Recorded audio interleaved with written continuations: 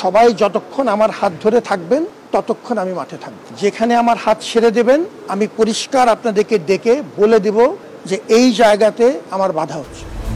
সবাই যতক্ষণ আমার সাথে থাকবেন ততক্ষণ এই প্রক্রিয়া চলবে। যখন আপনারা হাত ছেড়ে দিবেন আমি সবাইকে ডেকে এনে ঠিক কোন পর্যায়ে আছি পরিষ্কার সেটা বলে দিব। এমন মন্তব্য করেন ঢাকা বিশ্ববিদ্যালয়ের উপাচার্য অধ্যাপক ডক্টর নিয়াজ আহমদ খান।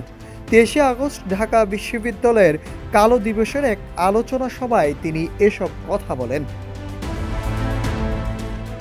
অধ্যাপক ডক্টর নিয়াজ আহমদ খান বলেন, এখন পর্যন্ত ছাত্র সংগঠনগুলোর আচরণ আশাবাদী।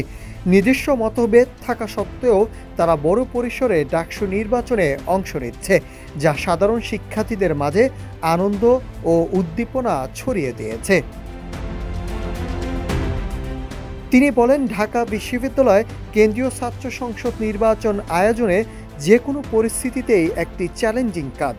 সবাই যতক্ষণ আমার সঙ্গে থাকবেন ততক্ষণ এই প্রক্রিয়া চলবে, আর যখন আপনারা সহযোগিতা বন্ধ করবেন তখন আমি সবাইকে ডেকে জানাবো আমরা কোন পর্যায়ে আছি এবং কোথায় বাধার সম্মুখীন হচ্ছি। উপাচার্য আরও বলেন, পুরো জাতি ডাকসু নির্বাচনের দিকে তাকিয়ে রয়েছে। ভালো পরিবেশ ভোট আয়োজনের চেষ্টা চলছে। কমিশনের দিক নির্দেশনায় সব হচ্ছে। সকল অংশীজনের সাথেও আলোচনা হয়েছে। তিনি আরও বলেন, জাতীয় প্রতিষ্ঠান হিসাবে অন্যায় দেখলে প্রতিহত করার ধারা ঢাকা বিশ্ববিদ্যালয় বজায় ছিল। যে কোনো পরিস্থিতিতেই ইতিহাস থেকে শিক্ষা নিয়ে অন্যায়ের বিরুদ্ধে সোচ্চার হতে হবে।